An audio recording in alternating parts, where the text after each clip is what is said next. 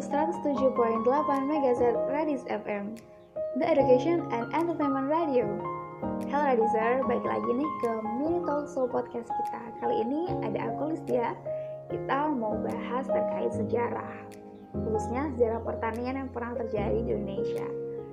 Kalau kita ngomongin sejarah, terkesan hal yang udah lampau, masa lalu gitu. Tapi dengan adanya sejarah, kita belajar untuk gimana lebih baik lagi ke depannya. Ya ibarat kita mengendarai sepeda motor nih, perlu kan sekali-kali nengok ke belakang, ke spion. Oke, pasti teman-teman udah gak asing lagi kalau kita nyebut istilah revolusi hijau, apalagi buat teman-teman fakultas pertanian. Nah, di Mini Talk Show kali ini kita akan mengulas terkait revolusi hijau. Gimana sih sejarahnya yang lengkap? Kemudian gimana dia bisa sampai ke Indonesia dan gimana pro kontra yang terjadi di Indonesia terkait revolusi hijau ini. So, stay tune terus di Mini Talk Show kita. Oke, Radiser, jadi di sini aku nggak sendirian aja nih, tapi aku ditemenin sama partnerku yang kece banget. Udah pernah kenal belum? Kalau nggak kenal, maka kita kenalan dulu nih. Halo Kak, langsung aja nih. Ada Kak Radimas. Halo Kak Radimas, apa kabar? Halo teman-teman semua, Kak Listia, kabar baik? Aku harap Kak Listia baik di sini dan juga Radisers yang di rumah baik juga di sana. Jangan lupa buat Radisers di rumah tetap jaga kesehatan ya dan terapkan 3M. Alhamdulillah Kak, pastinya baik juga. Di sini kita mau sharing-sharing nih Kak terkait revolusi hijau. Kalau menurut Kakak Radima sendiri, gimana sih pendapat Kakak terkait revolusi hijau ini? Gimana sih awal mulanya gitu? Oke Kak Listia, revolusi hijau pastinya menjadi hal yang wajib diketahui khususnya bagi mahasiswa pertanian. Revolusi hijau merupakan sebuah upaya modernisasi sistem dan budaya pertanian di negara-negara berkembang, khususnya di Amerika Latin dan Asia. Melalui revolusi hijau, petani dikenalkan dengan penggunaan pupuk buatan seperti pestisida, bibit unggul, peralatan pertanian modern, dan sistem budidaya pertanian yang baru.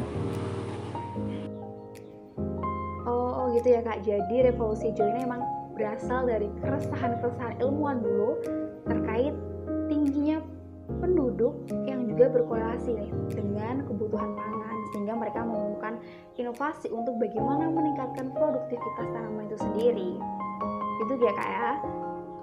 Kan kalau kita sedikit mempelajari gitu ya, kita tahunya itu dari Meksiko nih Kak, dari Meksiko. Kemudian ada juga penelitian dari Filipina terkait revolusi hijau ini. Gimana sih Kak perkembangannya dia itu bisa sampai datang ke Indonesia dan juga diterapkan di Indonesia? Iya Kak Listia, kalau sejarahnya sendiri itu cukup panjang, kalau diceritain bisa jadi satu buku. Tapi tenang aja, di sini aku udah nyiapin versi singkatnya kok. Penerapan revolusi hijau di Indonesia terjadi pada masa Orde Baru pada tahun 1970 hingga 1980. Pemerintahan Orde Baru melakukan investasi besar-besaran terhadap sektor pertanian.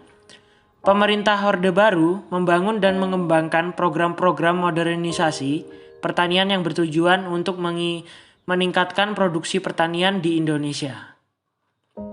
Iya, pendapat Kak Listia itu benar. Pada dasarnya program ini ditujukan guna kesejahteraan petani. Tetapi, kembali lagi, setiap program memiliki dampak positif dan negatif pada penerapannya. Begitupun revolusi hijau ini. Ada yang pro dan ada yang kontra. Revolusi hijau pada masa pemerintahan Soeharto berhasil menjadikan Indonesia sebagai negara swasembada pangan besar dunia pada dekade 1980-an.